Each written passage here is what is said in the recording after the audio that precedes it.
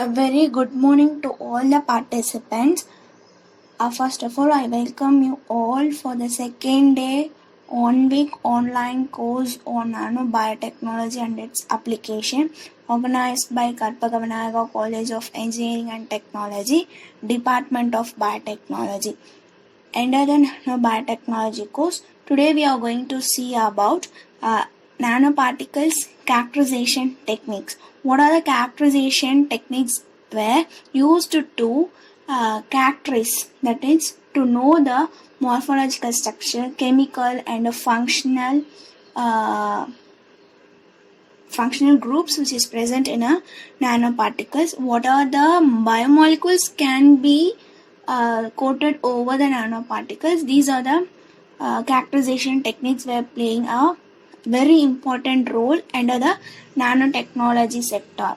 Okay.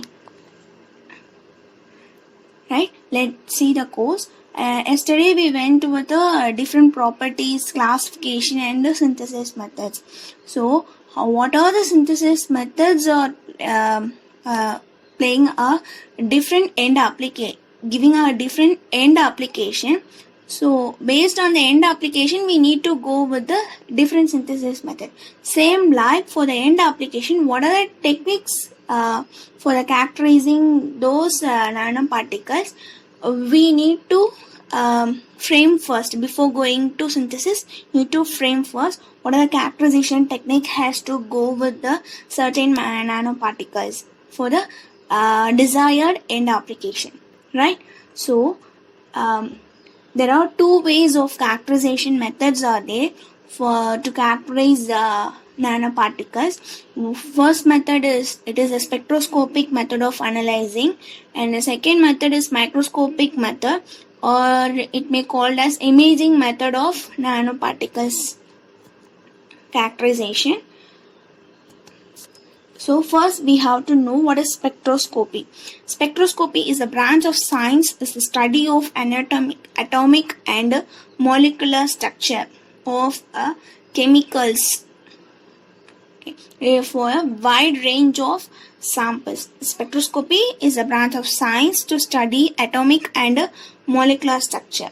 Okay, this spectroscopy is mainly concerned with the interaction of radiation with those atoms or molecules which is present in a solvent or any type of matters. Okay, so when this interaction of this radiation cause some variations in intensity, either it may get reflect or it may get refract. That is playing a major role in a formation of spectrum of the those techniques, and which are present under the spectroscopic techniques like FTI or XRD and SPS, ELS, EPS and EPR. Okay, so the plot of absorption and transmittance gives a spectrum of the spectroscopic analysis methods. So there are two types of spectrums are there. One is absorption spectrum, the another one is emission spectrum. So before going deep into the spectroscopic technique, we need to know what is the physical thing of the light. Okay, so anatomy of light. Minute energy packets called photons. Light is nothing but photons which may act like a wave-like nature or electron-like nature. Yesterday we came to know about that. Okay, so from Einstein equation, E is equal to h mu, the Planck's constant and variation of frequency of radiation. Mu is frequency of radiation. So they conclude that E is equal to mc square. Same, already we know that we are already studying from our school days. E is equal to mc square is the wave-like nature and particle-like nature of the electrons. So what are the wave parameters need to consider while studying this spectroscopy? First is the wavelength, distance between a peaks of wave. It is this wavelength is considered in a UV spectroscopic method. That is the distance between a peaks. Okay. So Armstrong is the 10 to the power minus 10 meter, micrometer 10 to the power minus 6, and 1 nanometer is the 10 to the power minus 9 meter. Okay. And next parameter of the of the spectrum is frequency. This frequency we are going to consider in a FTI or spectroscopic characterization method. So number of waves per second, that's the speed of light in centimeter per second to the wavelength in centimeter. You may get the inverse peak of this frequency waves. Okay, and in a FTR spectrum. Next is wave number. It's a wave number. Number of waves per unit length is wave number. This is a formula to identify a number of waves for the particular scale of width. And next is power. And energy per unit time is called power. So wave nature of light is look like this. It may or it looks like a sine waves, that is alternative waves in nature. So the wavelength and its amplitude. Okay. And electromagnetic spectrum, that is due to of magnetic radiation you will be getting an electromagnetic spectrum. This is on a basic. And light travels as a waves. As already told, the waves pass like a sine waves, which is in a distance of amplitudes. That is one full wave will be having the amplitude. So energy of photon is directly proportional to the frequency number or wave number. Energy of photon is indirectly proportional to the wavelength. So this the two parameters is going to play a major role in UV and FTIR. This energy of photon is directly proportional to this frequency is playing a role in FTIR, and this energy of photon is indirectly proportional to wavelength. It's playing a role in a UV spectrum. So this is the fundamental equations of spectroscopy techniques. Okay. So therefore the longer wavelength and lesser energy, shorter wavelength has the greater energy.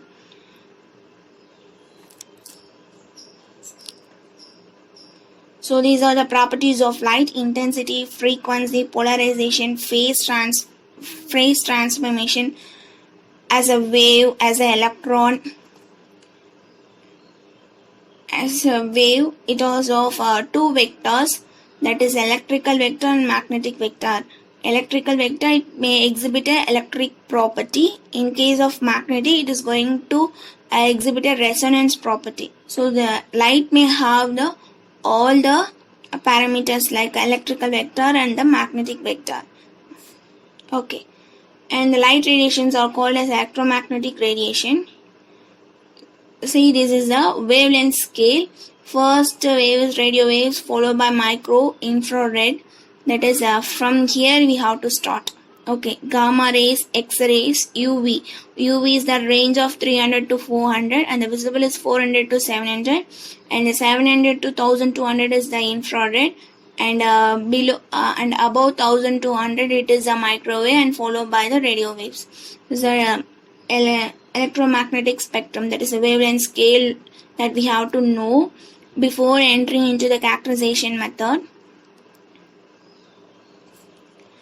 So this is example to know the wavelength scale, that is a spectrum scale. Gamma rays, X-ray, ultraviolet ray, visible range we can able to see, and needle point of the infrared, this much small, this much small point can also be analyzed by this infrared spectrum, right? So interaction with matter, that is light interact with matter, it may exhibit different types of spectrums. It may give as a result of interaction of this radiation with the matter, it may give this kind of spectrums. That is when radio waves interact, it may exhibit a nuclear spin. Nucleus, the atom is made up of nucleus, electrons, protons, right? So that nucleus may get spin. Okay.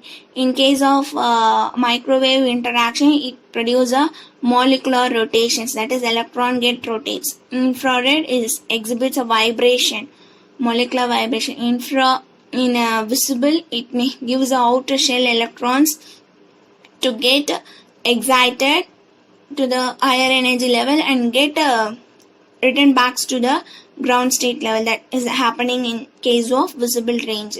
In ultraviolet, it may cause a molecular dissociation.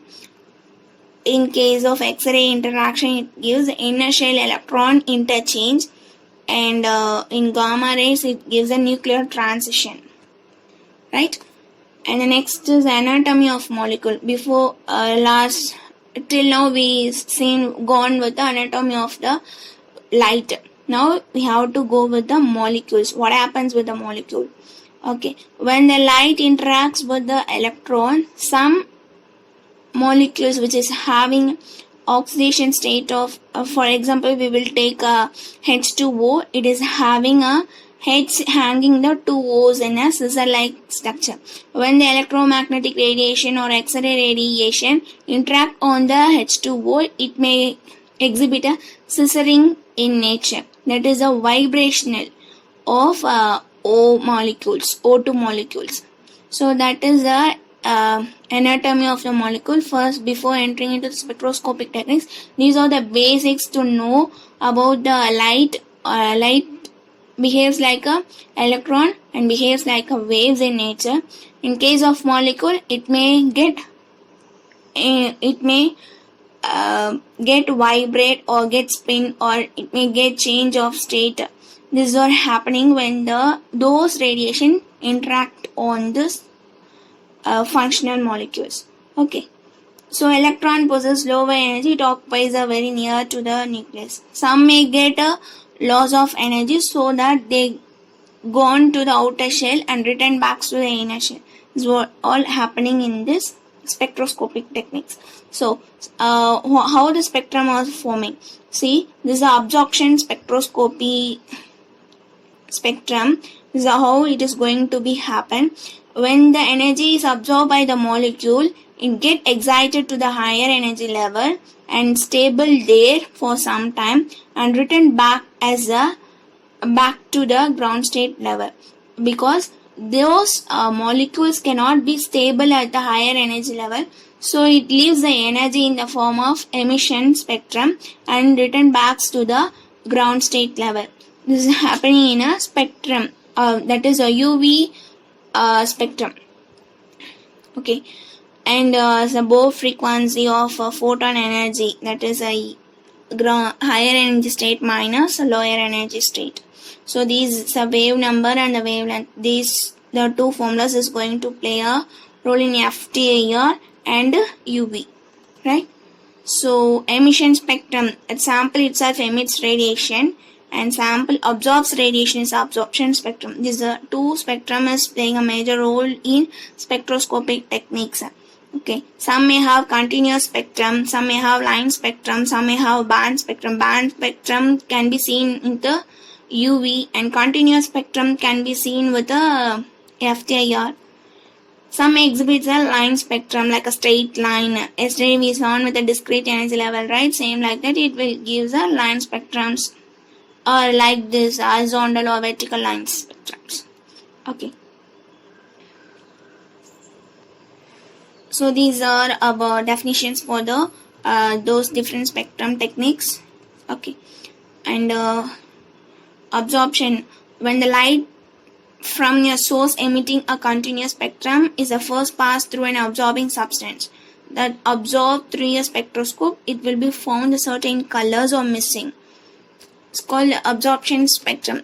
That is same like it is getting excited to the high energy level and again back to the ground state level. Okay. So next we are going to see, first we are going to see about IR spectroscopy technique, that is FTIR. We're calling it as FTIR in a short form. So here major functional groups which is present on a nanoparticles surface can be detected by this technique. Let's see what are the functional groups playing a major role.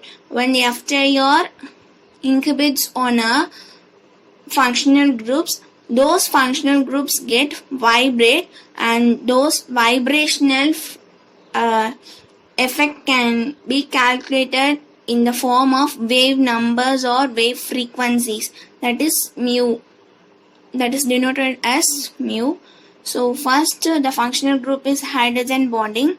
When the FTIR radiation strikes the hydrogen bond, it may get vibrate and gives the presence of due to the presence of the functional group OH.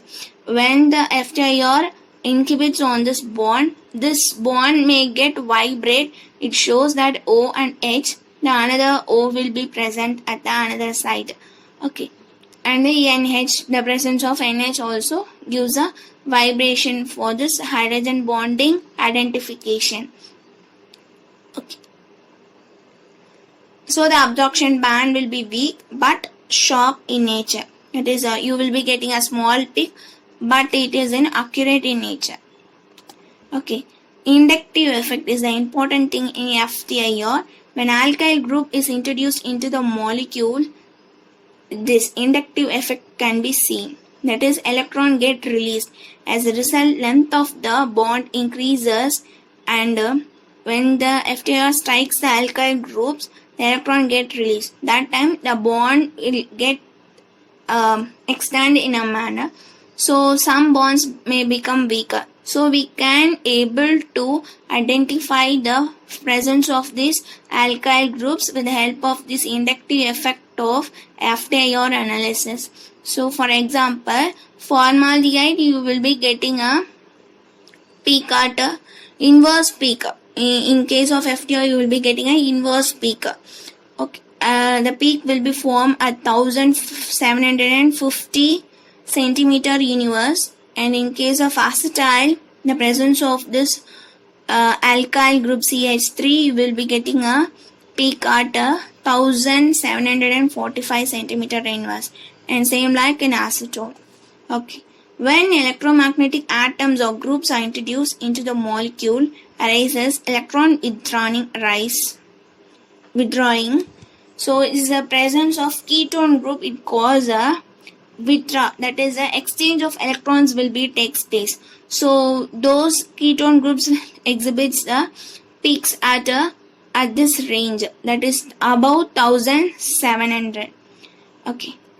And the next is mesomeric effect. It involves that displacement of electrons, that is moving of electrons from one place to another place, that exhibits a mesomeric effect of FTIR analysis.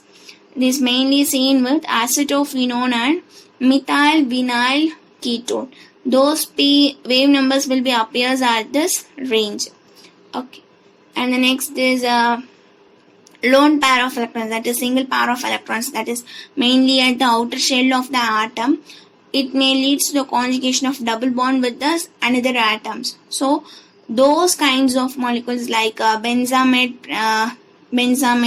and phenyl acetate, these are chemical compounds which is present in a plants, may exhibit these kinds of functional groups, and those wave numbers will be appears in the range of 1600 and in 1700 ranges. This FTIR analysis playing a major role in case of biological synthesis method of nanoparticle fabrication, and this FTIR also plays a major role to confirm that when you are going with the biological method of synthesizing, what are the biomolecules which is present in those bioresource which is exhibit on whether it is underwent for the fabrication or as acting as a reducing agent to control the size of nanoparticles, that can be analyzed by this FTIR analysis. There are some literatures reported that mediated fabrication of gold nanoparticle, silver nanoparticle exhibits the presence of nibnin compound on its surface. So this can be get noted by this FTIR analysis. So FTIR is very important technique to know the functional groups of the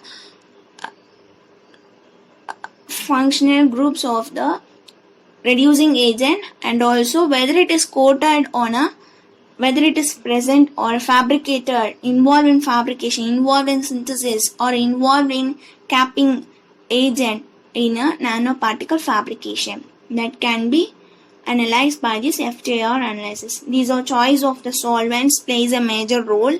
That is, FTIR requires major water, but we have to purify the sample in a powder form. And these are the important solvents can be used to make a extracts and used to make a nanoparticle synthesis and sampling techniques of FTIR. And the preparation of disc. Majorly today the FTIRs were used with the KBR disc, that is the potassium bromide. They are used to make a pellet forms. And the FTIR application, it is in both qualitative and quantitative analysis and to determine the molecular structure and to identify the functional groups. Is a schematic components of the FTIR molecule. And the schematic diagram for the FTIR.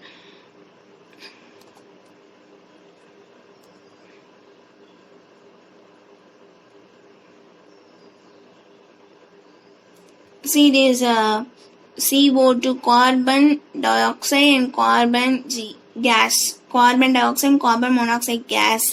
When the both components are present together, when the FTIR inhibits on this chemical structure, it may get vibrate at the any bond. So it may produce a strong bond appears at this range and medium appears at around this stage.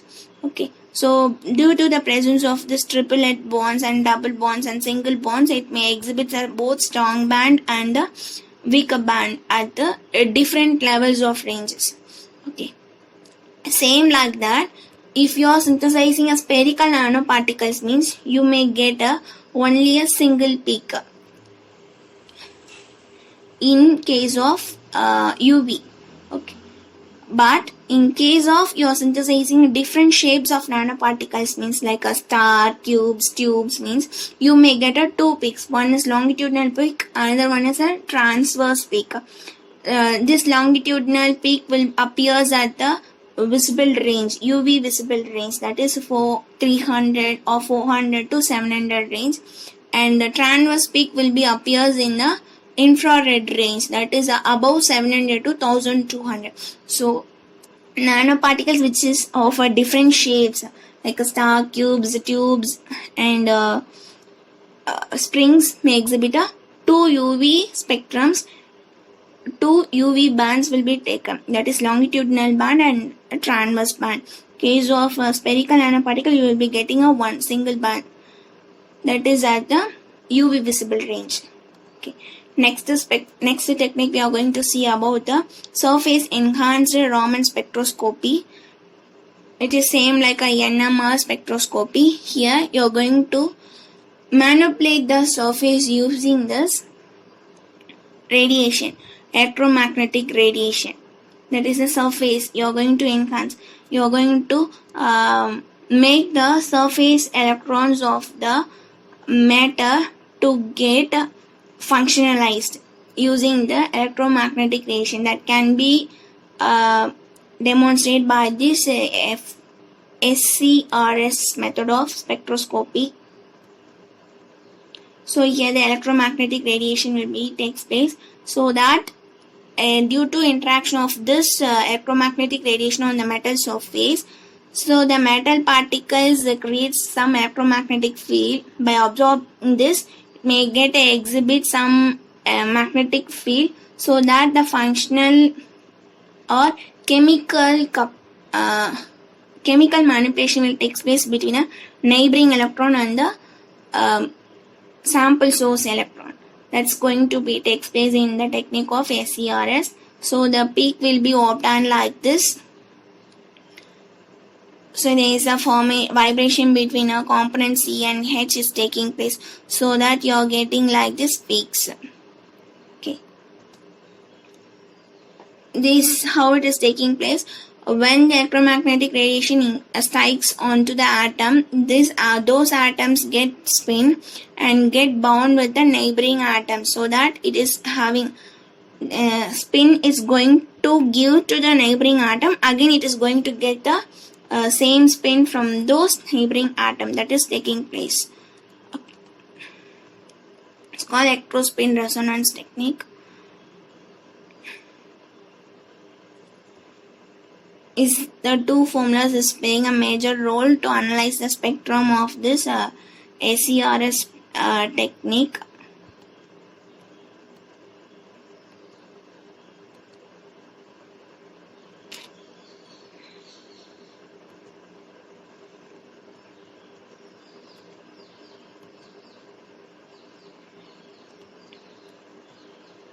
These are additional things. What other types of substance can be with unpaired electrons that can be paired by with the help of this technique, surface enhanced Raman spectroscopic technique. Stable substance which can be studied very easily by this enhanced surface spectroscopy.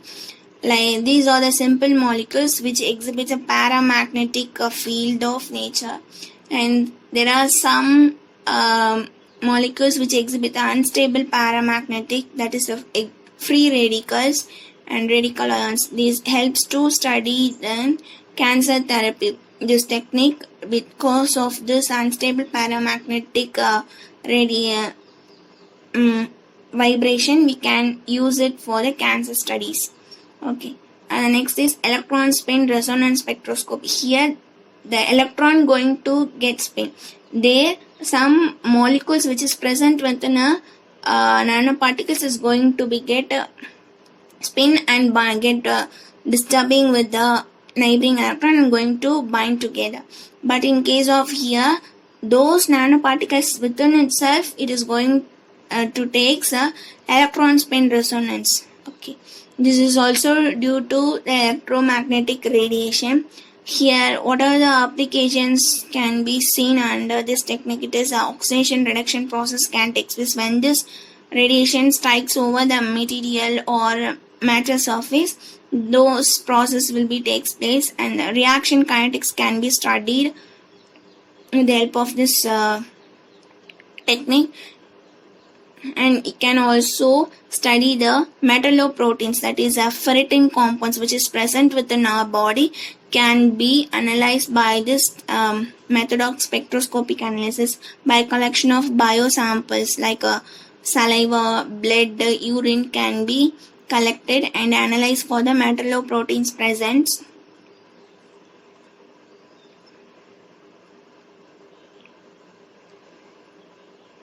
Is the components of the electrospin resonance spectrophotometer, and this is a schematic diagram. And what other solvents can be used to make the samples to analyze under the electron spin resonance spectroscopy. And these are the solvents or mixer solvents can be used. These are additional information. And these are applications of ESR to study free radicals, paramagnetic ion crystalline state, and oxidation state of metals. Okay, so yes, ESR spectrum will be look like this. We can able to see the single absorption peak in the electron spin resonance spectroscopy.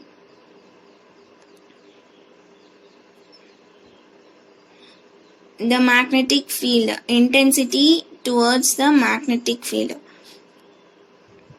Next is diffraction method of characterizing the nanoparticles. It is mainly for the XRD analysis, XRD spectrum, to know the crystal structure of the nanoparticles. Diffraction is come from the Latin word of diffranger, to break into species, referring to light breaking up into a different direction. The straight light is going to strike over the molecule. That light wave is going to break into in a spark-like nature. That is a thing principle behind the XRD technique. When the X-rays strike over the crystal structure of the nanoparticle, due to of its crystal structure different angles, this light is going to discrete in nature. That is happening in a diffraction method of nanoparticles analysis. Diffraction is a wave phenomena in which apparent bending and spreading of waves when they meet an obstruction. Obstruction is nothing but your particles. So they make kind of different waves: sound waves, water waves, electromagnetic waves, visible light, X-rays and radio waves. Right? A diffracted beam is defined as a beam composed of a large number of scattered rays mutually reinforcing each other. When X-ray strikes a particle, it may get diffracted into different directions. A single particle. This is happening in a single particle. When the light strikes the crystal, it may get diffracted in a single direction but in a different ranges. This is happening in a case of crystals. Okay. So if you are synthesizing the spherical particles, means you may get a diffracted beams. More number of beams we will be seen in case of XRD. In case of crystals, you may get some arrangement of peaks in with a wide width gaps. Okay, I have attached some XRD spectrums. We will see it later. Okay, so solids. So before going deep into the XRD, that is diffraction method of spectroscopy, we have to know clarify with that what is crystalline and what is amorphous. Crystalline solids have definite ordered arrangement of constituents, that is arrangement of ions or atoms in a ordered manner, that is called crystalline in nature. They possess sharp melting point. But in case of amorphous, it is a totally solid. It is opaque in nature, and it is transparent in nature. In case of crystalline solids, it's a transparent in nature. So crystalline structure solids may have different structures, that is a 7 system of crystal structure. Before going to that, we have to know about what is unit cell. Unit cell is the smallest fundamental repeating portion of the crystal lattice. Crystal is made up of a single unit cell that is going to be multiple in number to make a whole crystalline structure. Okay, crystallographic axis, that is here it is a O, X, Y, and Z. So interfacial angles and intercepts A, B, C. Right? And there is a 7 system of crystal cubic, that is all the things are equal, you may get a 90 degree. Tetragonal, this is also 90 degree. So this is a 7 system of crystal structure. So this is the basic thing chart for to know the 7 crystal system. Okay. And the important thing in XRD is this: body centered, face centered, side centered cubics. Okay. Diffraction of waves by crystal. Diffraction depends on the crystal structure and on the wavelength. At what wavelength this X-ray or any light is going to strike the crystal or particle. Based on that, this diffraction spectrum will be formed. So structure of crystal can be determined by this diffraction pattern beam.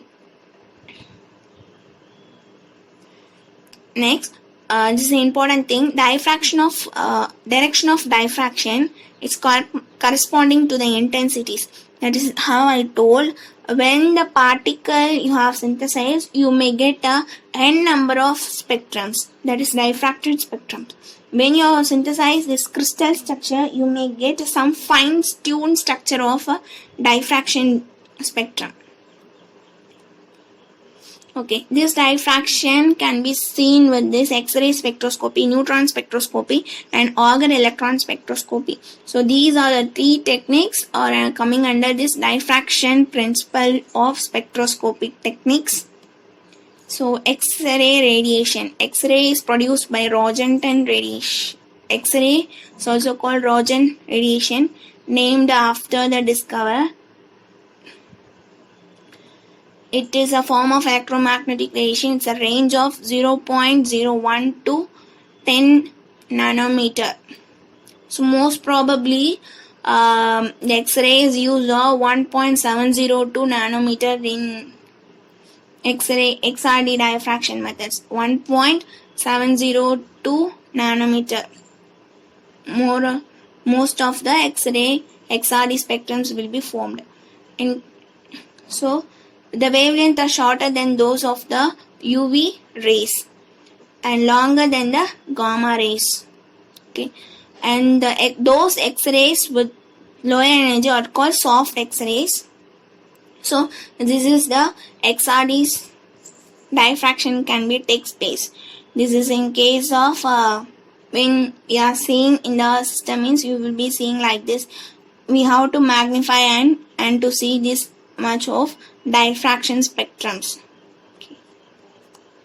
And these all the theory part of the XRD. And the production of X-rays, that is X-rays are generated by bombardment of metal with a beam of high energy electrons, so that X-rays is produced. The use of active element and disintegration leads to X-ray formation. Okay, this origin of X-ray is a theory part.